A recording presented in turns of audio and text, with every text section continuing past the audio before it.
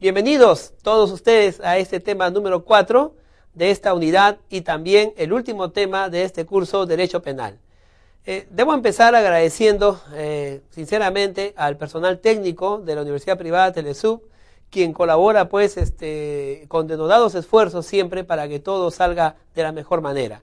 Gracias a ellos. También a los tutores que se esfuerzan con tanta paciencia para poder llevar adelante esos conocimientos y coordinando con nosotros los expositores para esta manera pues llevar adelante un curso fácilmente entendible en lo posible y fácilmente también comprensible, que va a ayudar a ti a crear pues un perfil de profesional de abogado, que es el que nosotros queremos.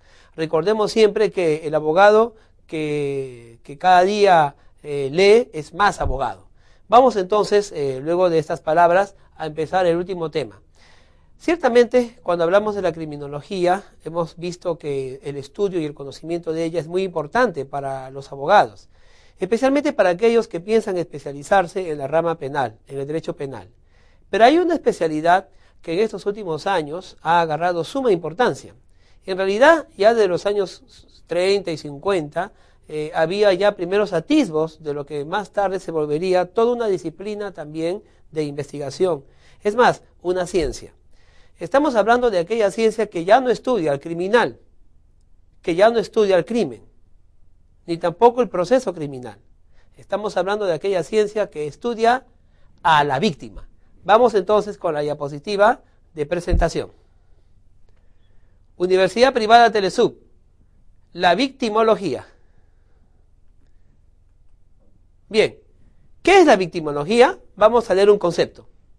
La victimología es el estudio de las causas por las que determinadas personas son víctimas de un delito y de cómo el estilo de vida conlleva a una mayor o a una menor probabilidad de que una determinada persona sea víctima de un crimen. Eso es la victimología. Miren, qué interesante.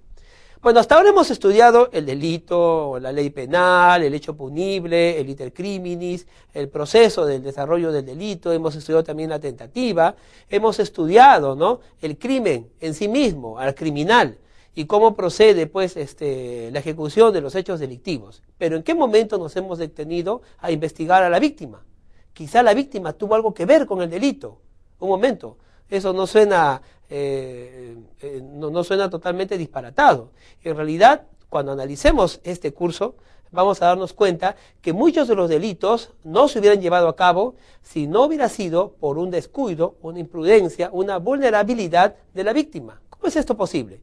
De eso estudia la victimología. Trata de descifrar, de descubrir hasta qué punto en un crimen la víctima tuvo parte en él. La víctima contribuyó a que ese crimen se pudo haber realizado.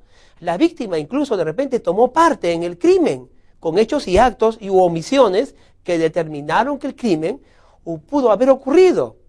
De que si la víctima no hubiera tenido esa participación o ese descuido o esa imprudencia o esa vulnerabilidad, el crimen nunca se hubiera podido realizar, nunca hubiera podido en todo caso llegar a la consumación. De eso trata la victimología. Vamos a otra reflexión. Bien, los grandes expositores de la victimología son Heilenkamp, Wilfried Hesmer, Gunther Arz y Bernd Schunemann. Estos expositores de la dogmática de la victimología han expuesto sus teorías planteando 4 o quizás puntos importantes. Vamos a analizar cada uno de ellos. En la diapositiva vamos a ver el primer punto. Dice lo siguiente: el peso o la gravitación del hecho delictivo. Cuando se habla del peso o la gravitación del hecho delictivo, estamos hablando no solamente de su gravedad, sino también de cómo ocurre el hecho delictivo, cómo lo podemos ubicar en el espacio y en el tiempo, cómo el hecho delictivo puede tener causas para su comisión, cómo pudo haber ocurrido ese hecho delictivo, cómo pudo haberse evitado el hecho delictivo, qué equilibrio hay entre el hecho delictivo que se ha cometido y el daño que se le causó a la víctima. La relación que hay entre el daño que le causa a la víctima y el delito generará su gravedad. Si, por ejemplo, la víctima sufrió un pequeño golpecito, obviamente no estamos ante un delito grave, Por el contrario, estamos ante un delito leve y en el mejor de los casos frente a una falta.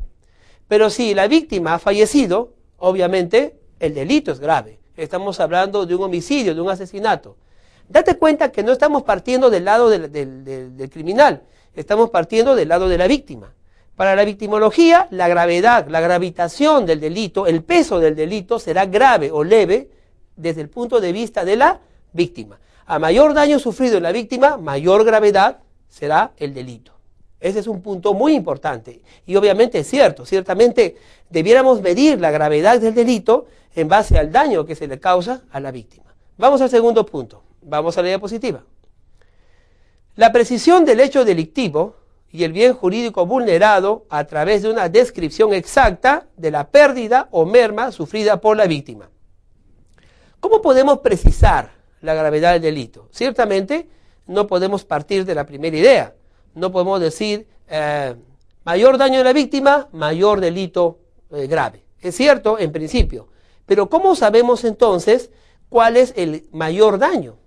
Puede ocurrir que que un delincuente me corte la mano, ciertamente, me corta la mano, perfecto, me causó un daño irreparable, ciertamente. Pero ¿qué tal si yo hubiera sido un gran pianista? Un gran pianista.